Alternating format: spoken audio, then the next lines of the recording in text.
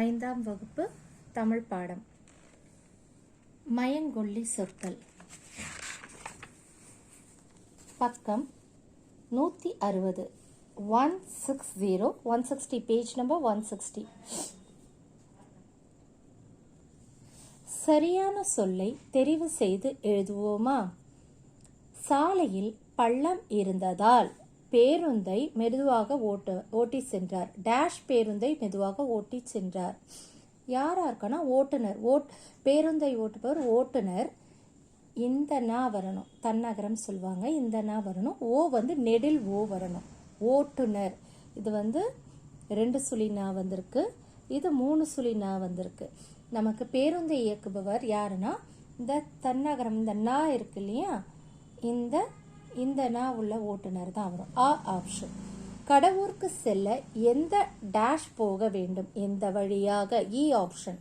மகரலி இருக்கு இல்லையா, இதுதான் ஆன்சர்.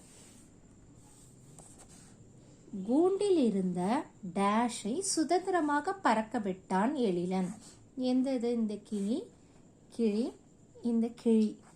இதுல வந்து இதுதான் பேரட். எந்த கூண்டுல இருந்து எது பறந்திருக்கும்னா பேரட் தான் பறந்திருக்கும். இதுதான் கிளி. கரெக்டான ஆப்ஷன் ஆ. நீரில் துள்ளி விளையாடுகிறது டேஷ் மீன். எந்த வாழை மீன்னா ஆப்ஷன் வாழை. தாய்ப்பசு இல்லாமையால் நாளடைவில் கண்டு டேஷ் போனது. இழைத்து போனது.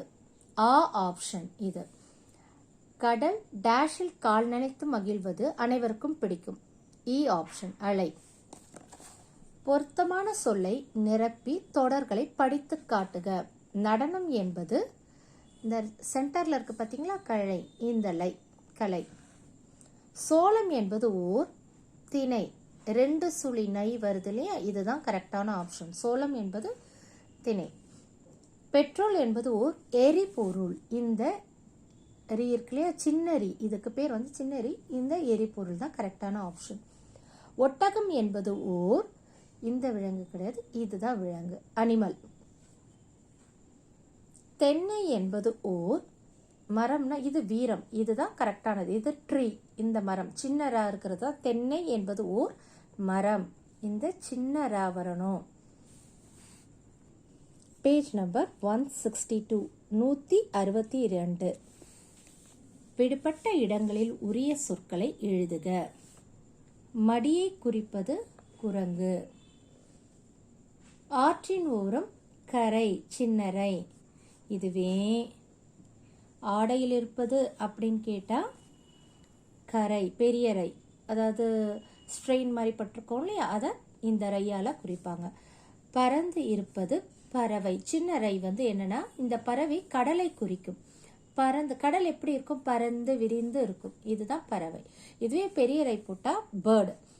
பறந்து செல்வது பேர்டு, பறவை. பெரிய ர. இது சின்ன ர வந்தா பறவை, கடல். இது எதை குறிக்கும்னா கடல்.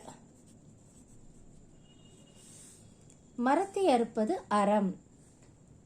மனித செய்வது அறம். இது வந்து இந்த கொடை, அந்த தானம் செய்வாங்க இல்லையா, நல்ல பண்புகள் கொண்டது, அந்த அறம். சுவரில் அடுப்பது ஆணி. 3 சுழி நீ. மாதத்தில் ஒன்று, தமிழ் மாதம் இது. ஆணி 2 சுழி நீ. மாதத்துக்கு 2 சுழி நீ வரும். சுவரில் அடிக்கும் அந்த பொருள், அந்த டூலுக்கு வந்து ஆணி 3 சுழி நீ. ஓகே, ஒரு தடவை பார்த்துக்கோங்க.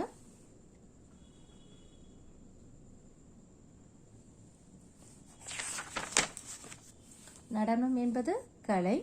சோளம் என்பது திணை. பெட்ரோல் என்பது எரிபொருள். ஒட்டகம் என்பது விலங்கு. தென்னை என்பது ஓர் மரம். ஓகே ஃப்ரெண்ட்ஸ், உங்களுக்கு பிடிச்சிருந்தா லைக் பண்ணுங்க, ஷேர் பண்ணுங்க. நன்றி, வணக்கம்.